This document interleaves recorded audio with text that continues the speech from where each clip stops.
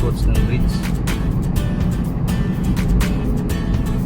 So parang siliko siya sa kanan din, akyat doon. Yan guys, doon banda. Yan, doon banda guys, o yung sa Cordova na yun. Yan.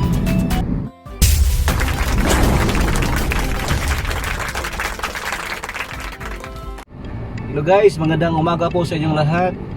Tayo po ay papunta ngayon sa Cebu South. So mayroon lang tayong pupuntahan doon, isang customer na griller.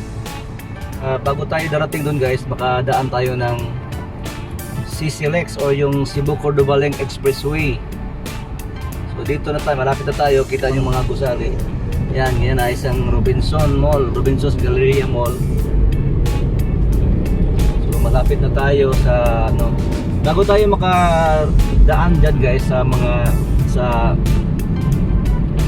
CCLEX o Cebu Cordova Link Expressway, nadaan muna tayo ng subway. Itong subway guys ay mga almost 5 to 10 years na rin itong gawa. Naghahalaga din ito ng 2 billion pesos. Isa din itong malaking project dito sa Cebu. Nakakatulong ito sa pag-iis ng traffic congestion dito. Tapos paglabas natin, nakita natin yung Cebu Cordova Link Expressway. Ito yung pinakamahabang tulay ngayon na ginagawa sa bansa natin. Ito ay may habang 8.7 kilometers across Cebu City to Cordova. At nakakahalaga ito ng 30 billion pesos. So napakalaking project ito guys sa Visayas, particularly dito sa Cebu. Ang ganda ng design nyo guys, kasi imagine yung lahat na mga barko dito, mga malalaking barko ay dumadaan sa ilalim. So gumagawa sila ng pylon na dalawang pylon na napakataas guys. Saka ginagawa din nila itong parang iconic ito guys, dahil matatapos ito by 2021. Amang tama, it's 500 years ng Kristyanismo dito sa Cebu, sa ating bansa, sa Pilipinas. So 500 years of Christianism dito sa Cebu. Ang isang pylon dyan guys ay gawin nilang isang malaking cross. So pag pupunta ka ng Cebu, pag nakaraan ka ng airplane o sa barko, makikita mo ang napakalaking cross yan, dahil ang isang pylon ay lagyan nila ng cross. Bali symbol yan guys ng 500 years of Christianism dito sa Cebu. So ginawa nila yung isang pylon dyan ng malaking cross. Ang haba ng tulay guys 8.7 kilometers. Tapos ang yung mga barko guys ay dumadaan sa ilalim. So talagang napakahaba. So titingnan nyo ngayon, dahil malapit na tayo sa subway.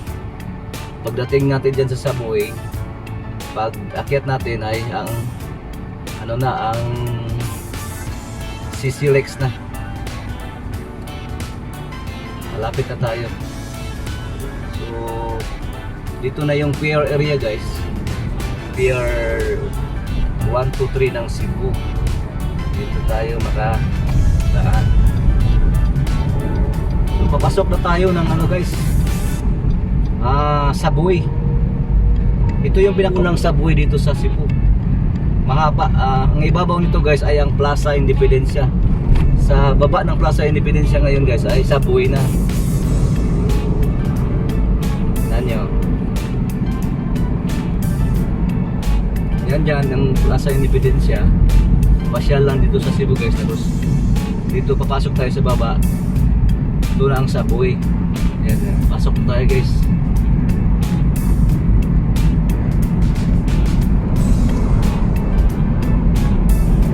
So dalawang lane to guys, yung subway na ito, magkabilaan.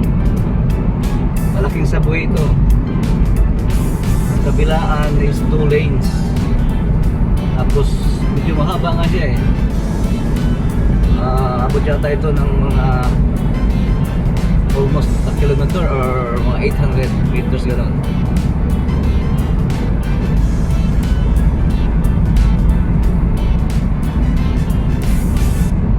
Ayan.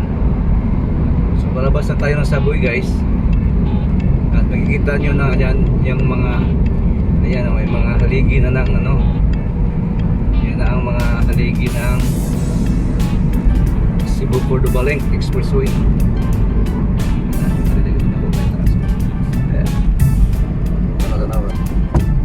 Ayan guys, so yung pylon na yan, oh, dalawa yan. Yan ang magkakabit ng tulay papunta sa kabila, papuntang Cordova. Yan sa gitna na yan, dadaan ang mga malalaking barko. So malapit na ito guys, dahil magbukas nito by 2021 eh. Kita nyo, nagkalalakihang mga haligi ng ano, tulay. Mas ano pa ito guys, mas maganda pa ito sa mga ibang mga tulay na ito. Kita nyo, ito ang dinaan natin guys ay tulay din ito na ano, tulay na kalsada, mababa lang. Ayan yung sa gilid, oh. Yan ang ano, yan ang yan dadaan ang ano, napakataas guys, oh. Napakataas ng kalsada na tulay. Yes, babagtas siya dito banda, babagtas siya. Tapos hahatiin, hahatiin sa dalawa kasi right and left yan. Yung pababa dito sa right at yung paakyat dito sa left. Mayroon ng kinakabit ng mga girdle guys dito sa left side. Kinakabitan nila yung may girdle na, so siguro nasa ano na ito, 50 to 60% completion na itong project na ito. Kasi they are on, lalagay na lang yung mga girdles guys, yung ginagawa nila ngayon. So iikot muna tayo. Ito guys yung ano, ito yung SRP guys. Dito yung pinakamalaking development. Kasi ito yung isang napakalaking project ng Cebu City, yung South Road Properties. Yan, SMC side. At ito yung gilid ngayon guys, ginagawa na rin ang pinakamalaking open mall, open arena dito sa Cebu. Yan sa gilid, malapit na. Napakalaking project ito guys, South Road Properties. Marami ditong magawang mga negosyo. Ang nauna dyan guys ay ang yung SMC side. So katabi ng SMC side ay ang Ocean Park Cebu, which is now already operating. Iikot lang tayo guys, para makita din natin yung area sa right side ng sa Cordova area, para makita niyo yung mga construction na ongoing. Ayan guys, SMC side.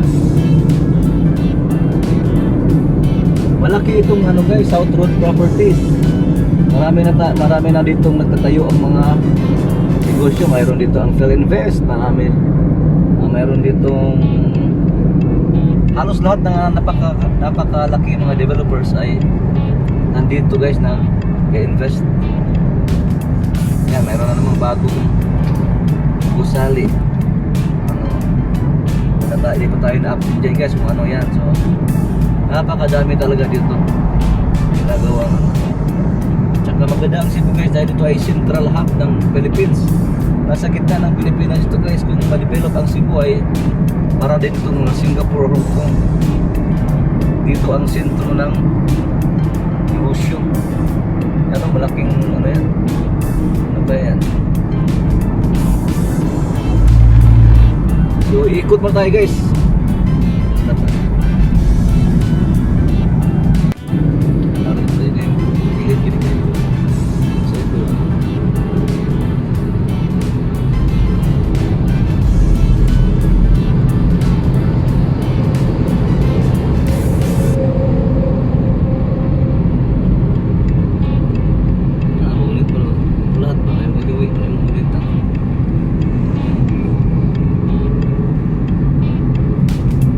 Ayan guys, so may bagong building na naman, oh.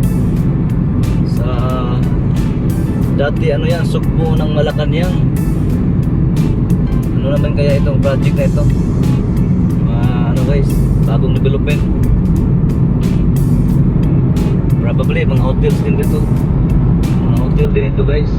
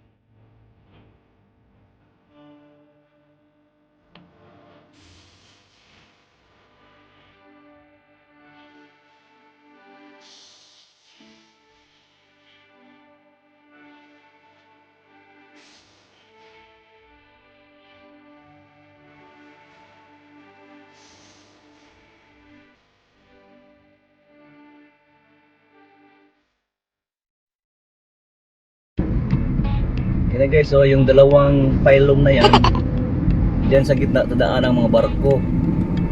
Napakahaba dyan guys. Siguro buwan po ilang metro siya, 80 meters siya yan eh. Mula sa baba hanggang sa gitna eh. Tingnan nyo, dito sa itong banda simula ang approach ng bridge. Ito sa gilid na to guys, so kita nyo may ito simula ang approach ng paakyat ng bridge.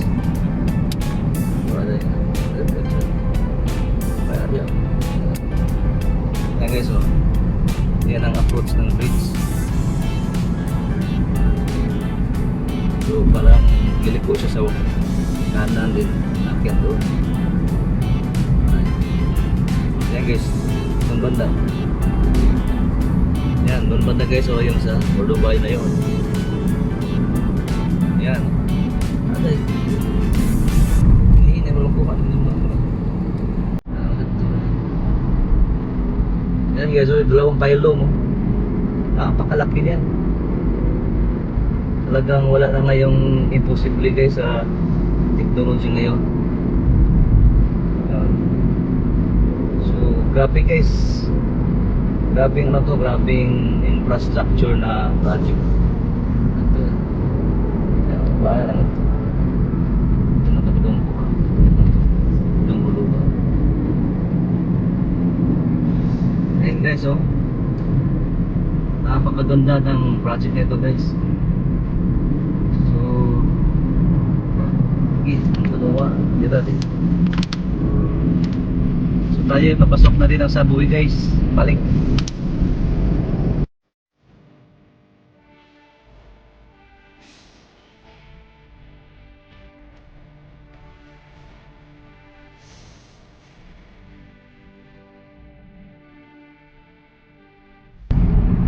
Pasok na tayo ulit sa Sabuy guys.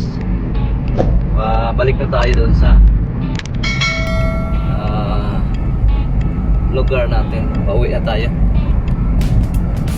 Okay, sa mga hindi pa nakapag-subscribe sa ating channel, mag-subscribe na po kayo at i-click nyo yung bell button para ma-update kayo sa ating mga bagong videos na ipapalabas tungkol sa business at sa mga business development dito sa bansa natin at sa mga bago nating mga niluluto sa bahay ni Food Daddy TV. Hanggang dito na lang po at maraming salamat po. At mabuhay po kayong lahat. Bayan. Ito ang isa sa... Ito lang ang primerong subway ng Cebu guys na mahaba din. Almost half kilometer yata ito. Napa-apat na lane. Dalawa magkabilaan. Located ito guys sa Cebu City.